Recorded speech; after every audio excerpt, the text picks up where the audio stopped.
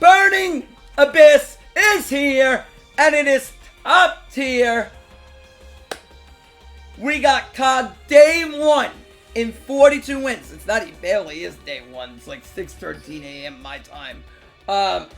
We clap fools. Alright, we're gonna go over the deck list. Alright.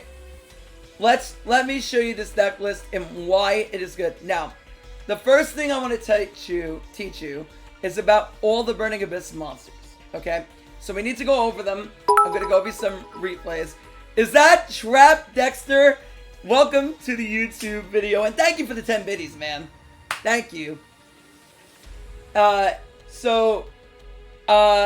1 COG, we're going to go over the deck list right now and why it's so good. Okay, so the first thing you need to know about all the Burning Abyss monsters, okay? Skarm, all your Burning Abyss monsters here have the following effect. They can all be special summoned from the hand while you control no spell and traps. And if you do not control a Burning Abyss monster, they instantly die. Now that may seem really bad in terms of Pokemon, but let me rephrase you, it's not. We have ways to play around that. Okay? So one of the things you're gonna do is you're gonna generally special summon these and easily make your rank 3 exceeds and plus off of them.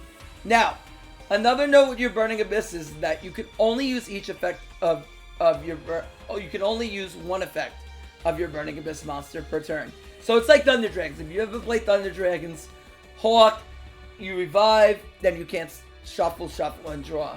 Roar, you summon out of the deck, you can't add to your hand from the graveyard or banish. So you got the idea. Alright, so only one effect of each Burning Abyss per turn. So all of them have the same clause that they can special summon, but I'm going to go over what each one does. Skarm adds from your deck to the hand a Burning Abyss during the end phase. Actually, a level 3 Dark Fiend. So you can add Torguide as well. Seer special summons a BA from your graveyard. Farfa targets and banishes one monster your opponent controls. This is going to be used on both players' turns. Libic special summons a level 3 Dark Fiend from your hand and negates its effects. So it can be really useful playing around things when you have a Beatrice on the field and you need to predict the Fiend. A Lich allows you to negate an effect on the field when it's sent to the graveyard. So all these effects happen when they hit the grave. Rubik does nothing but be a tuner. And Barbar burns for 150 by banishing 3 Burning Abysses from your graveyard. That happens. Okay. So, Tour Guide is your main play enabler. This searches all Skarm with its normal summon, you special summon a level 3 Fiend from your hand or deck. So, obviously, really good to tutor out your Rhino. Rhino is another play starter. When this is summoned, this on the field. This is on the field. Fiend monsters except Rhino cannot be destroyed by card effects. That's really powerful. Also, when this card is sent to your graveyard, you can dump a level 3 Fiend from your graveyard. Any Fiend, not just a level 3. So you can dump any of your Burning Abysses to the graveyard. And it's also really good with Beatrice, because if you need something to resolve in a different chain. So for example, like, let's say you wanted to add back a Burning Abyss with Libic. I mean, not with Libic, like with Dante. But you wanted to use Libic to special summon it out. So what you would do is you would detach Rhino, and then what you would do, or send it off of Beatrice.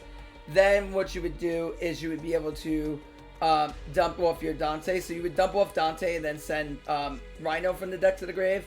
Trigger Rhino's effect, then trigger Dante's effect to add back your Burning Abyss. And then off Rhino, you send your Libic, and then you can summon that Burning Abyss from your hand. So it's a great way to get a really good protection net, safety net, from getting OTK'd by a deck like Galaxy Eyes, which we were dominating the whole night.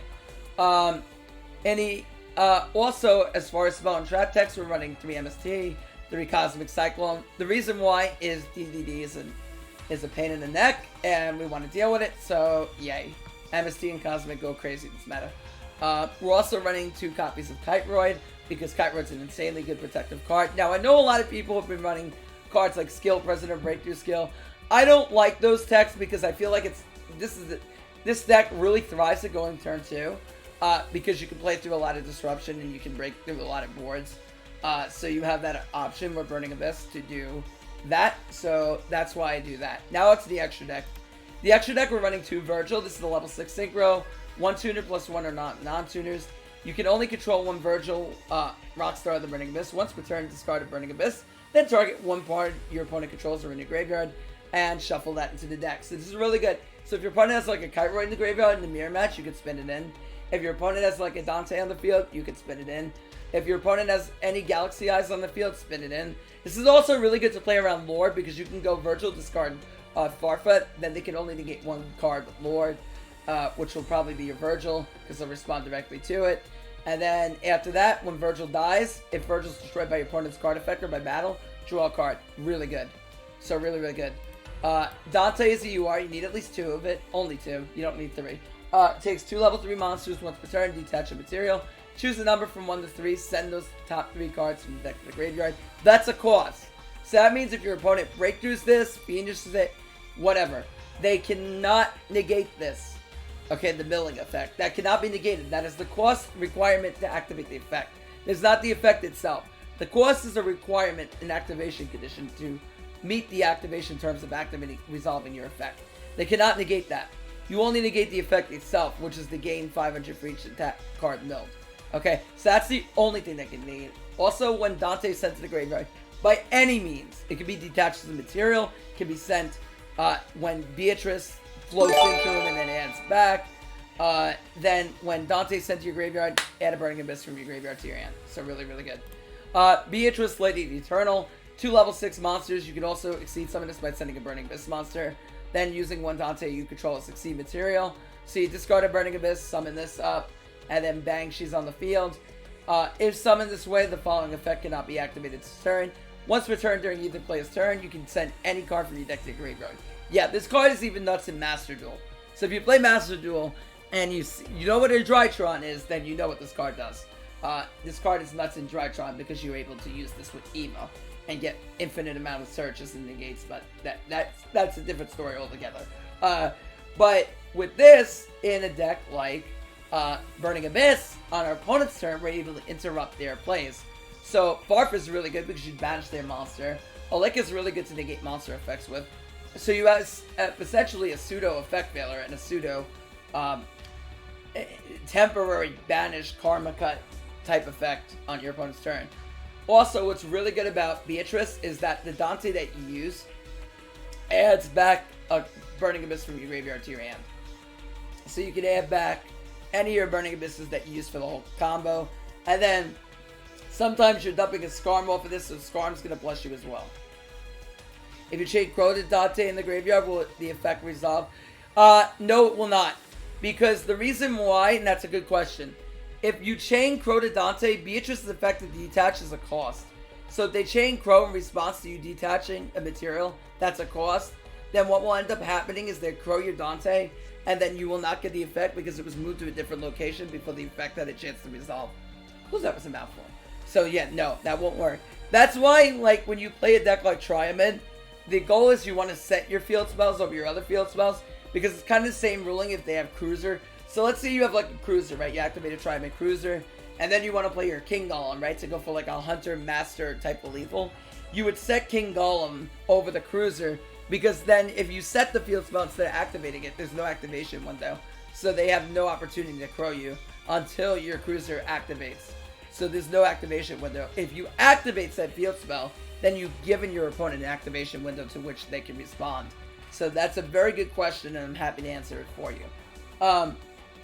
So yeah, this could dump any card from the deck to the grave. This could even dump Kite-Roid. So like, one play against Galaxy Eyes that you can make is that if you go up against Galaxy Eyes, I know everyone fears this deck, if they book a Moon you, which they will do, you can go ahead and dump a Kite-Roid in the graveyard. That makes it doubly hard for them to OTK you. So that's a potential way. Now, I know a lot of people have also asked about the inclusion of Nightmare Shark. You could play it, but I'm really sound on this extra deck. Nightmare is really good in the mirror match because in the mirror match, you then have an alternate win condition of Barbar, which can be really good. The mirror match for BA reminds me a lot of the Crystron mirror, and I know my boy Dexter in chat knows all about this. He's been around for forever, top tier player. Won many tournaments. Crystron mirror is one of the most insanely difficult mirrors because it's a testament of wit, and it's a testament to that a small mistake really can change the whole outcome of the duel, right? And resource management becomes that much more important because you got to make sure that you don't deck out and you don't run out of tuners before your opponent did. Well, excuse me. In this deck, it's very important because the milling aspect is extremely important. One overcommits to the mill, and you've already lost deck at advantage. And everybody's running 30 cards. So it's not like somebody's running like 20, 24, blah, blah, blah. Most, it's a 30 card even split in the mirror match. So if you're in that kind of position, then you're going to be more apt to be very careful of milling, because your opponent's gonna, if your opponent's really good, they're gonna try to spare their mills and their searches, like repetitive Scarm searches and whatnot, and extra Fiendish Rhino mills. Resource management becomes really difficult at that point. So, good questions. Help me to answer them for you. So, yeah. Okay. Next is Beatrice's second effect. If this is destroyed by battle or card effect, you can special summon a Burning Abyss monster from your extra deck, ignoring its summoning conditions. So, in this case, the monster you summon cannot be revived off Seer. Why? You say, why? It hit the graveyard. No, because it wasn't summoned properly. In order to be summoned properly, it must be successfully, in Virgil's case, successfully synchro summoned, or in Dante's case, successfully exceed summoned. You can't revive a monster that hasn't been properly summoned.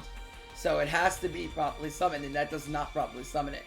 However, you will get their effects once they hit the graveyard. So, for example, if you float in the Virgil, you will draw a card if they kill it, and Dante will add a Burning Abyss from your graveyard to your hand. 90% of the time you are floating in the Virgil, and that makes it hard for your opponents to play around Beatrice. And the reason being is because if they kill it, then they know that they have to clear Virgil and give you a draw as well. So, because if they don't clear the Virgil, then they have to deal with a monster that's going to spin something back in the deck. Potentially up to 2 cards, depending on if you have Buffer or not. But Burning Abyss is, one of its strengths is the ability to get to any one part of its engine really consistent and really fast. So, you know, it's very rare for them to not have access to generally the cards that they want, given that they have 3 Rhino, 3 Scarm, you know, Dante to mill. It's very rare for that to happen, even Beatrice to get what, to dump potentially the Scarm that you need anyway for your deck to the graveyard or your Rhino or whatever. So that's not common. That's not uncommon at all. And then last is Breaksword. This is suggested by my bro Steven. Go follow him on Twitch, Steven Freshy, Steven_Freshy_, terrific. Burning Abyss God, as well as Luke Tyler. Breaksword is really good because it takes 2 level 3 monsters, and then you detach 1 material. You can pop this or any card you control, and then destroy a card your opponent controls. This is really good if you're stacked with Burning Abyss monsters in your hand and you want to clear a back row like a Spellbook of Fate that would prevent you from making a play otherwise. This is what I talk about going second with this deck. This is really, really strong, and you really need to play it. Get one of it in the deck. It won me a lot of games. So now we're going to go over some replays. And I do have some replays, I believe, against some top 100 players here. So let's do that. Alright, we're going to go over a few of them. And I'm going to carefully explain what I do. So that way you're not looking at this. Because looking at Burning Abyss and not actually playing it can get very confusing. Because there is a lot going on. And unless you have experience with the deck, you're not going to be able to understand it as clearly. So I'm going to try to go over this as you can. I'm going to cut the music here because I want you to be able to hear me. Alright, so he's going to go into Kepler. Kepler on summon is going to be able to search him. Gate, this is DDD. Now this is tier 1, so I don't want to hear this is some random deck. This is the best deck in the game. So he's going to go ahead and search Doom King Armageddon. Going to go command, and he's going to be able to pendulum summon out the Doom King. So there's the big boy. Alright, he sets 2 and passes his turn. Back to Sierra.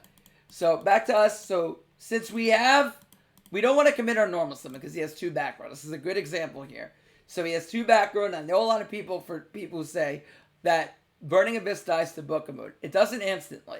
So, because we opened up Rhino Warrior, and this is why I stress the importance, if you don't have Rhino Warrior, you need to get it. Rhino Warrior, what we want to do here is special out 2 Burning Abysses. And then after that, if they don't book us, then we're going to want to summon the Rhino Warrior. But in this case, he's going to go ahead and flip up that Book of Moon. So it's going to go ahead and flip down our monster, or Scarm, which he shouldn't have done. He should have flipped down the Libic. The reason why he should have flipped down Libic and not Scarm is because if he flips down Libic, then what ends up happening is Scarm will be dead and I don't get a search. But because he Book of Moon the Scarm, now he leaves me with an opportunity on the next turn, if he kills this, to get a follow-up search. So to make up for the -1 that I lost due to him Book of Mooning. So that's something you want to pay close attention to. You don't really want to leave a special summon Scar on the field. So he goes into Witch and pops my Rhino. That's the correct play. Because if you pop Rhino, then you are able to pop the other Burning Abyss because Rhino doesn't protect itself. So off of Rhino's effect, we mill out the Farfa. And the Farfa can target and banish any monster on the field, including your own. So if your monsters get floodgated, floodgated mainly, and you get locked out of making a play, then you can banish that, and then you can turn yourself back on. So he goes ahead and pops that. Now he's left with 2 contracts exposed, so he can take a lot of damage here. And you're going to see where this duel kind of goes downhill for him. So he's going to take 2k burn. He's going to activate Gate again and go into his Doom King Armageddon here. Now, be very careful and watch here. Now he's in a spot where he dies next turn to burn, and we have a Kite in hand. So he has to make a very bad play and pop his Witch. Now, if we top a level 3 BA, we have game. Potentially, if we mill out like a Farfa or whatnot and banish, we would have lethal, but we didn't do that. So we're going to have to grind this out. So he's going to go ahead and go ahead and put Kepler in the Pendulum Zone, activate Thomas's effect to be able to summon out another Doom King, activate Orthos to pop his Gate, and then he's going to pass on that. So we're just going to sit here, and we're going to do the exact same. So he goes into Zombie Stein to set up a negate now that he has a card in hand, and then we're going to go ahead and activate the Kite right of ourselves. And because he killed us, and remember, like I said, because he left Scarm in the field, we're able to pick up that extra search that we might need. Now, your timeout here. You might say, why didn't you Cosmic the back row? Why wouldn't you Cosmic? Well, the reason why is I didn't see on the delay on his turn. I could have read that it was an econ, but the thing is, I wanted to be in a position to where I held it to potentially force a Zombie Stein negate if it wasn't an econ. So I wanted to keep that in mind. Plus, the minute we summon, he has an opportunity for Zombie Stein to trigger. So that could have been a toggle for Zombie Stein. We didn't know. So I wanted to hold it because I knew it wasn't a book. So I wanted to hold it there just in case he set a baited contract to force a Zombie Stein negate out. So I could beat him through the grind a little bit easier. So we're going to sit on Dante here. It was the econ. So he econ takes now. And then to prevent me from milling. So he goes into Savant. And this is what I mean. This is where we're going to force out the Zombie Stein here. And this is going to force him to defense. And he's going to go Thomas. And then he's going to be able to force the special summon to keep in the gate in order and make a bad play. So instead of refueling up his Pendulum Zone by keeping and not cycloning there, we make sure that he can't do that. And he doesn't have a play to outgrind us, so we beat DDDD. So Triple D is down. Top tier deck, taking it out. Alright, so here's one more replay for you guys. I don't want this video going forever, otherwise you guys won't watch it. So here comes Sarah. This is against Destiny Heroes. Okay. So this one's very important to watch. So you're going to see what he does, what we do here. We're going to go ahead and normal summon the Scarm, special summon. We don't have a Beatrice here, so we're just going to make a Dante turn 1, which is fine. We're going to mill, and then we're going to trigger Scarm to search Tour Guide. And now he's going to go up, and he's going to activate Magical Mallet for some oddball reason. I don't know why he's playing this. Going to go into Drill Dark, Sussy Dark, summon this. Thank gosh I'm not playing vampires. My boy Mango knows why, or we just lose there. He attacks him. We go into Seer, and then we can reborn off Seer, special summon back the Scarm. So this is a good way if he wants to clear us and get more damage in, or to threaten lethal if he has the third mass change. We float in the Scarm here with a Kite Roid, because here comes the third mass change. Now he doesn't know we have Kite. We Kite from the hand, and now he's forced to give us another search. So we're going to be able to pick up the Rubik here and bait him into the third mass change, which is a very good play on our end. So now we're going to go ahead and special summon the Rubik and the Seer, and we're going to go into Virgil. And now we trigger both Farfa and Virgil, and we really put him in a bad spot. And that's game over.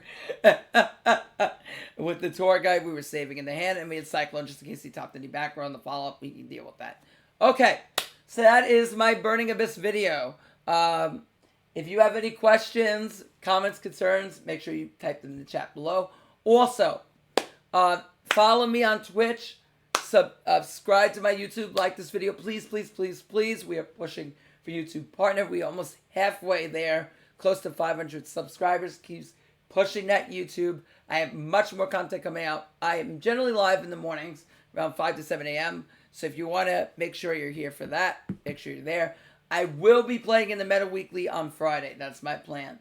So bringing Burning Abyss. If you want to see me bring this to a tournament, play in the weekly, me to stream this live, make sure you follow. I stream my tournaments live. Okay? Until next time, it's your boy, Sean Matrai, signing out. Peace.